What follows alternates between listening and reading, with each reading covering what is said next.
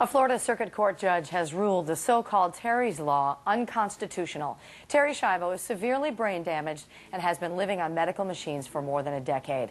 Now, Florida Governor Jeb Bush is appealing the judge's decision to strike down the law. Governor Bush used the law to have Terry Schiavo's feeding tube reinserted last October. The battle over Terry Schiavo's life is just one of the many stories in the debate over life support and the heart-wrenching dilemma that many family members must face. John Zarilla has the story now of the Greenbergs and the choice one husband made. Evelyn and Arthur Greenberg made it, 50 years together, surrounded by their children and grandchildren. The Greenbergs, celebrating their life together, toasted life itself. And certainly the courage and strength of Ma to survive. In 2001, Evelyn suffered a brainstem stroke. She was paralyzed from the nose down. The Greenbergs say they were advised to turn off life support, that at best, Evelyn would be vegetative. But Arthur Greenberg refused to give in to the doctors and give up on his wife. I wanted my wife back, is the way I put it, and this is, we decided to give her a chance. Evelyn is severely handicapped, but she's not in a vegetative state.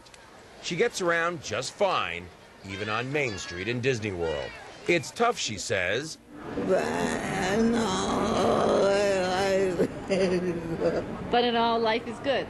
Medical ethicists say deciding whether to disconnect a loved one's life support can tear a family apart. It divides families in part, though, because, well, sometimes they don't talk about it, and they don't like what they hear when they do talk about it.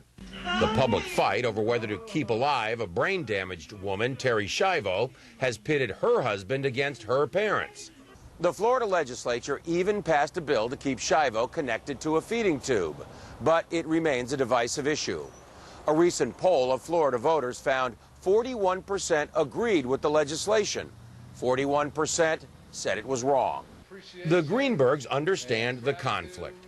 While Evelyn's husband wanted to keep her alive, her daughter Joyce wasn't sure.